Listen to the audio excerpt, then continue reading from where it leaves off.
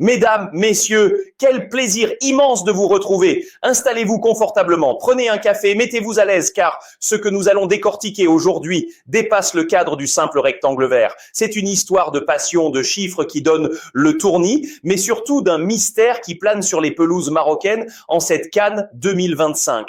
Quel régal d'être avec vous pour parler de la magie du football, mais aussi de ses zones d'ombre les plus fascinantes. Imaginez la scène, visualisez cette fournaise promise, ce volcan qui doit entrer en éruption à chaque coup de sifflet initial. Nous sommes au complexe Prince Moulay Abdellah de Rabat, une institution, un temple du football africain de 68 500 places. Sur le papier, c'est l'apothéose. Le site officiel de la billetterie affiche complet, sold out, plus une seule place disponible pour le choc entre le Maroc et le Mali. La pression médiatique est à son comble, l'excitation est palpable dans toutes les rues de Casablanca à Marrakech. On nous annonce une masterclass d'organisation, un top tier absolu du football mondial. Et pourtant, quand les caméras s'allument, quand le direct commence, c'est le choc, c'est l'incompréhension totale. Le silence est assourdissant. Vous avez vu ces images? Vous avez ressenti ce malaise? Les tribunes, censées être une marée rouge et verte, sont parsemées de zones vides, de sièges gris qui fixent la pelouse comme des fantômes. C'est une véritable disaster class visuelle pour une compétition de cette envergure. Comment est-ce possible? Comment une institution comme la Fédération peut-elle annoncer un guichet fermé alors que des milliers de sièges restent désespérément nus? C'est une tragédie shakespearienne qui se joue sous nos yeux. Le public veut entrer, le public hurle sa passion à l'extérieur, mais à l'intérieur, le vide domine.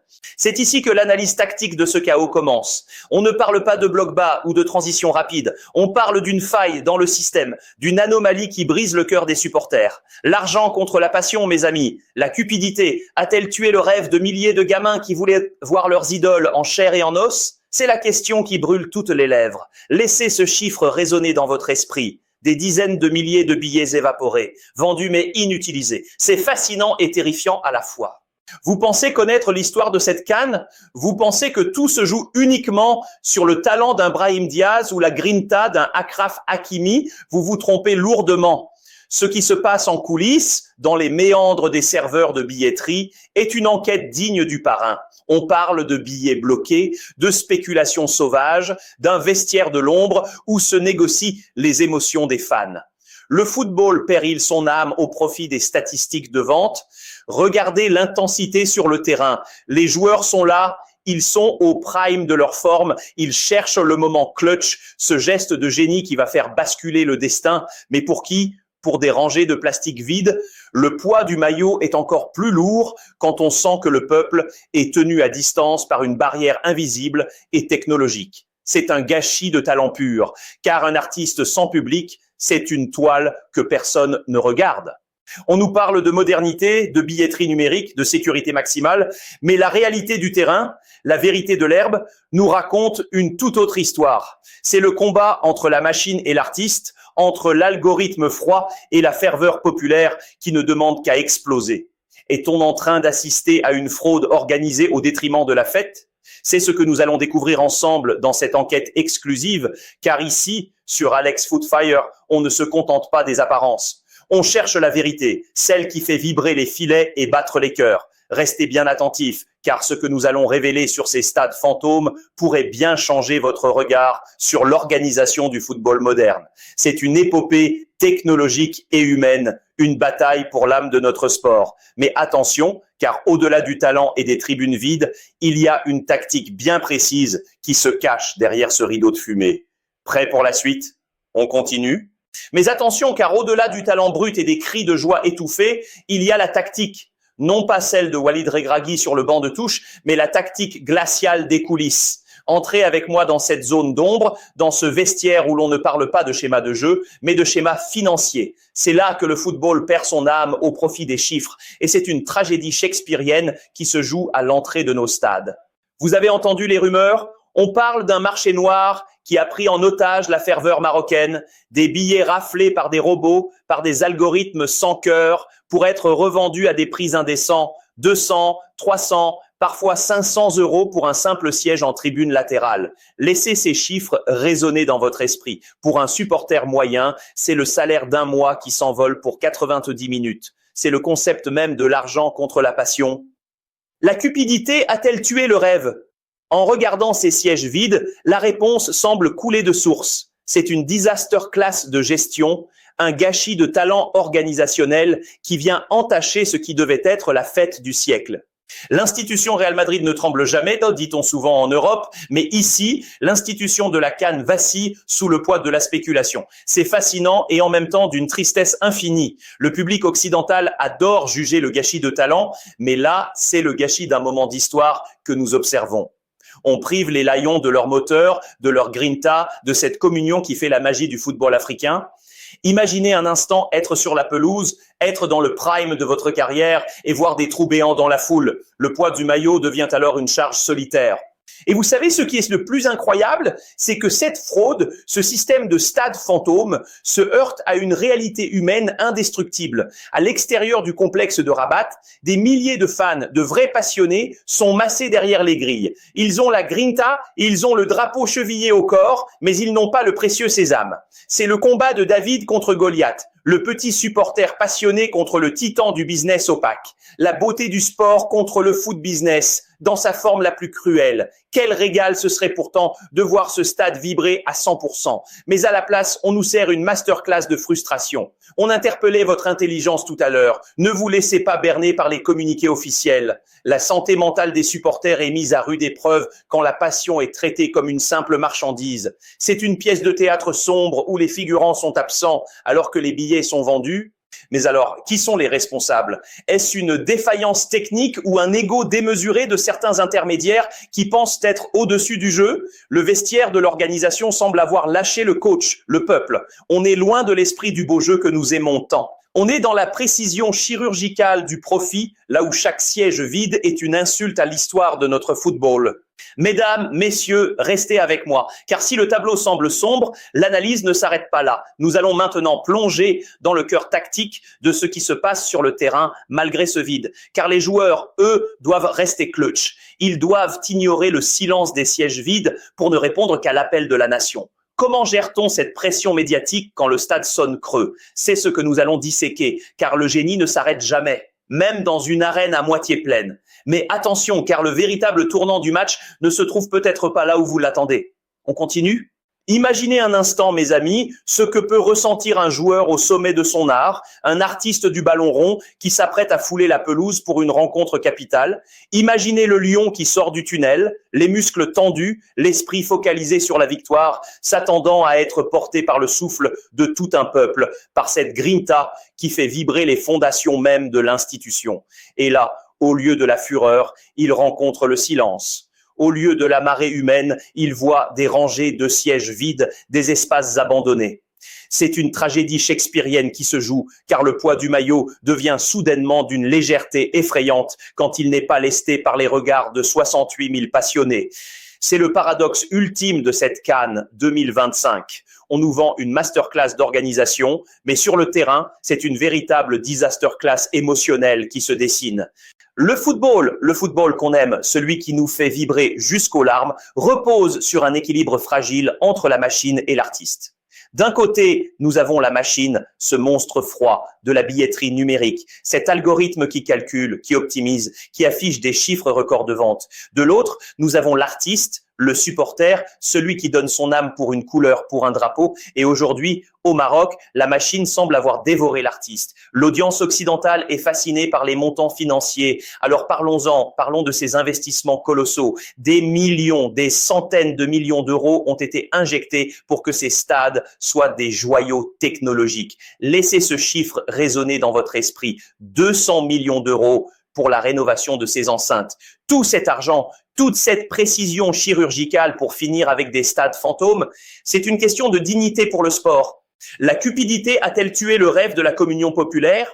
Vous pensez connaître l'histoire de ces lions, vous pensez que tout se résume à la tactique de transition rapide ou à l'occupation des demi-espaces. Mais vous vous trompez. La tactique la plus complexe se joue ici, dans la gestion de l'ego démesuré de ceux qui préfèrent des tribunes vides à des tribunes remplies par le vrai peuple. C'est le combat de David contre Goliath qui recommence. David, c'est ce jeune supporter de Rabat ou de Casablanca qui a économisé chaque centime, qui a passé des nuits blanches devant son écran pour obtenir un billet et qui se retrouve devant une porte close car un robot a été plus rapide que lui. Goliath, c'est ce système opaque de revente, ce marché de l'ombre qui traite les émotions comme des actions en bourse. Quel régal pourtant quand la magie opère normalement. Quel délice de voir un joueur devenir clutch dans une arène en fusion. Mais là, l'ambiance est clinique, presque robotique.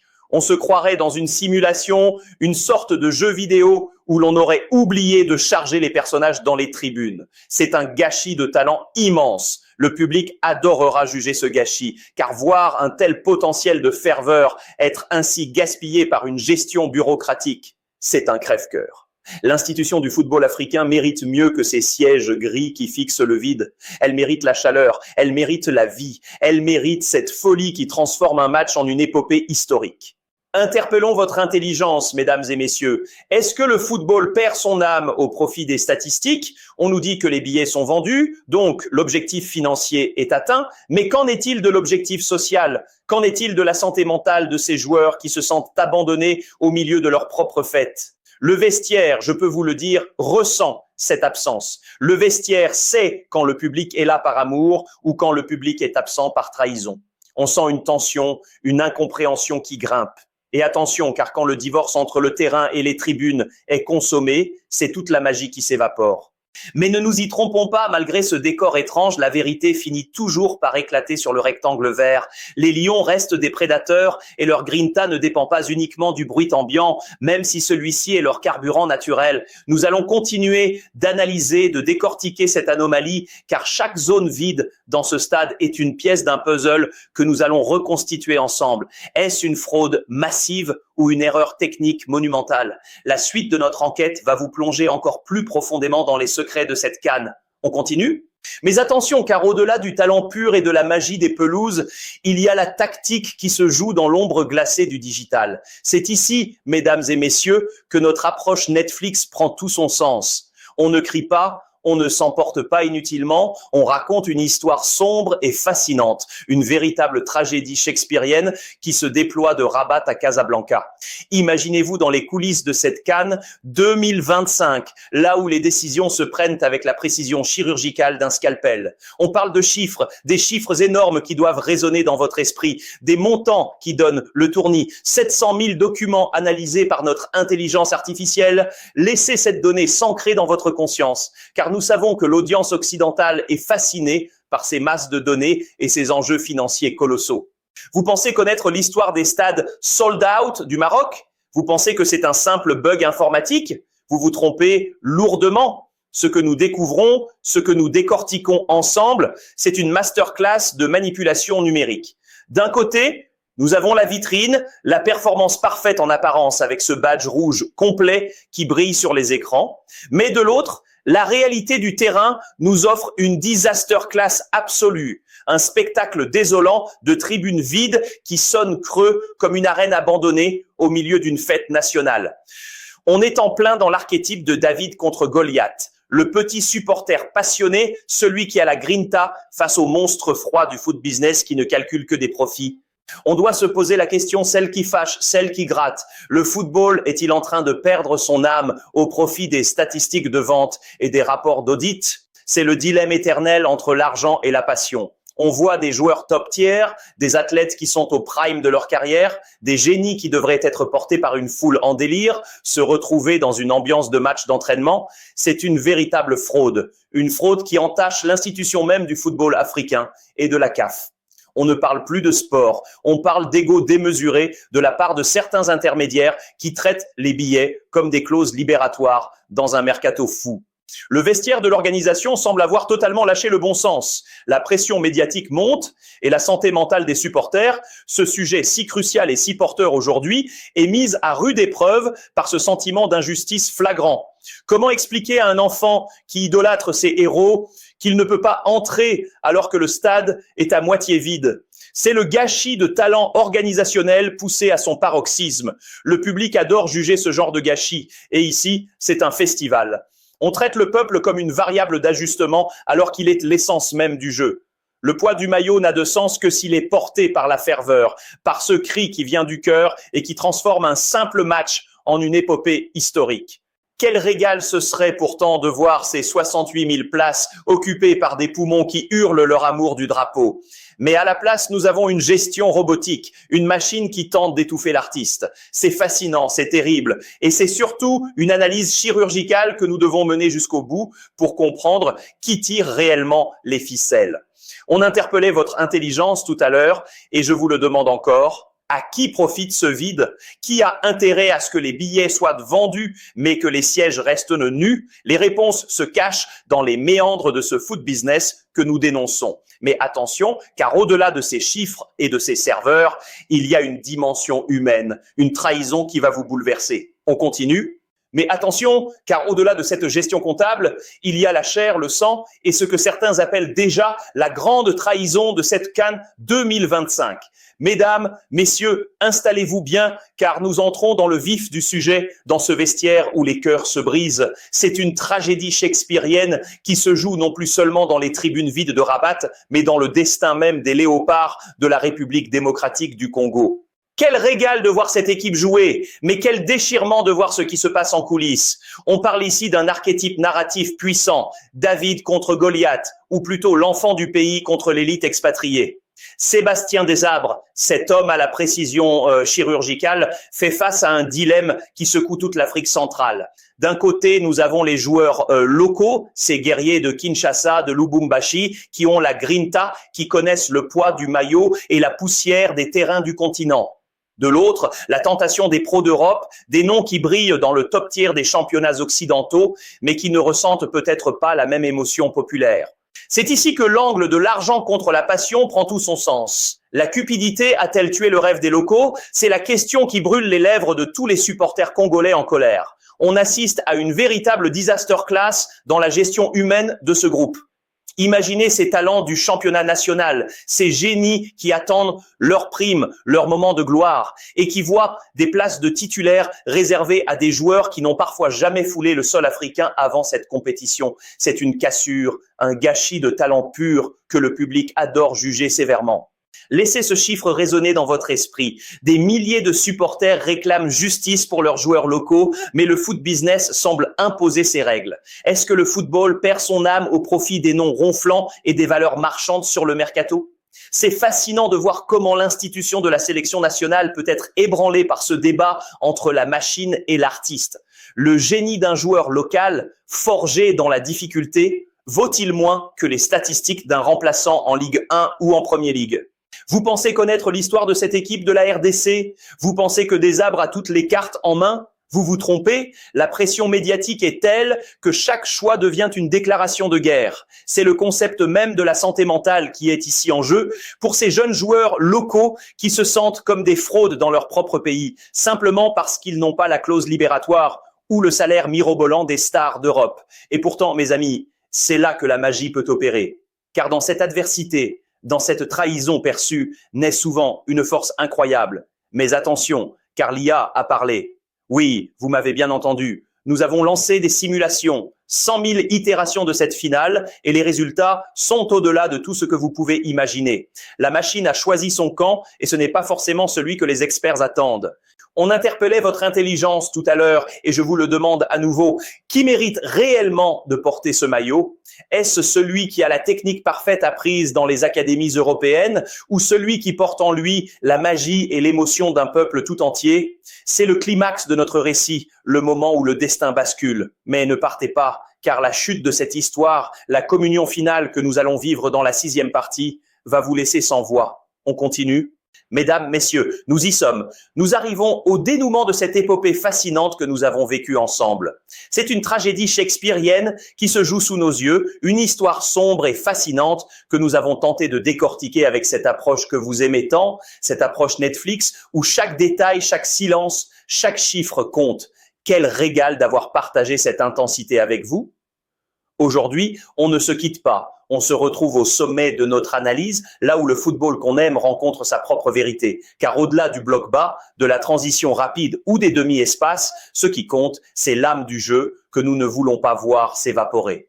Nous avons parlé de ces stades fantômes au Maroc, ce mystère qui hante les pelouses de Rabat.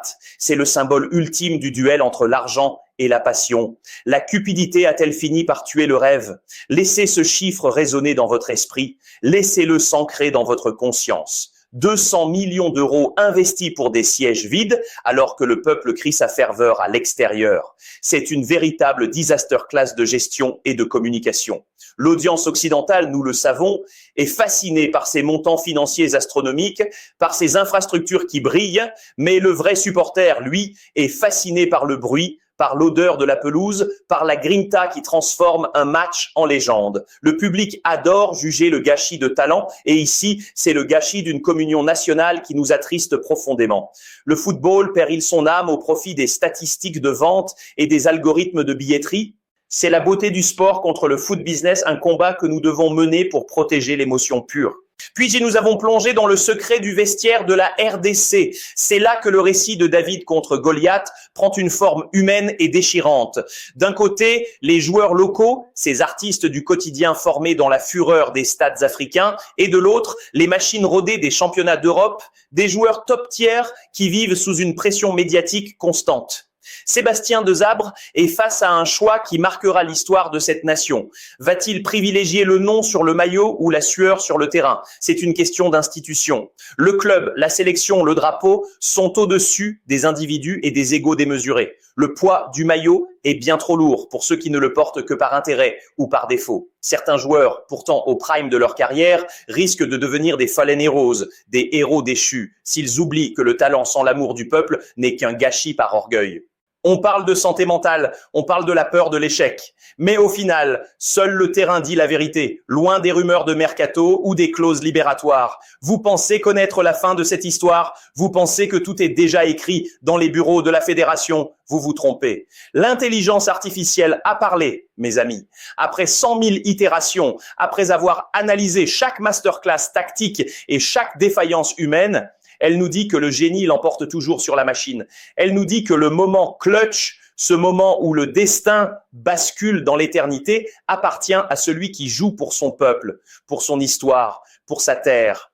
Le GOAT n'est pas forcément celui qui a le plus gros salaire ou celui qui fait la une des journaux en Europe. Le GOAT, c'est celui qui transforme la pression en une symphonie de victoire, celui qui refuse d'être une fraude face à l'histoire.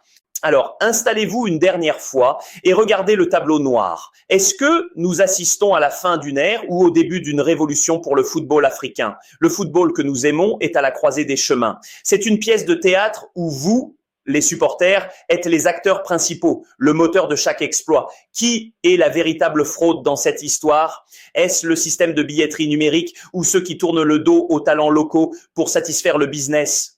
Mesdames, messieurs, quel plaisir immense d'avoir partagé ce moment de vérité. Mais attention, car le débat ne s'arrête jamais vraiment. Je veux vous entendre, je veux que vous fassiez exploser l'espace commentaire avec votre passion. Qui mérite réellement de porter ce maillot sacré? Likez pour les guerriers locaux qui ont la grinta. Commentez si vous pensez que l'Europe reste le Graal indispensable pour gagner. Partagez cette vidéo si vous croyez encore que la passion doit l'emporter sur l'argent. On se retrouve tout de suite pour continuer la discussion, car je réponds à absolument tout le monde avec la même ferveur. C'était Alex Footfire. Restez passionnés, restez vrais. Et surtout, n'oubliez jamais, le football est une magie qu'on ne peut pas mettre en cage. À très bientôt.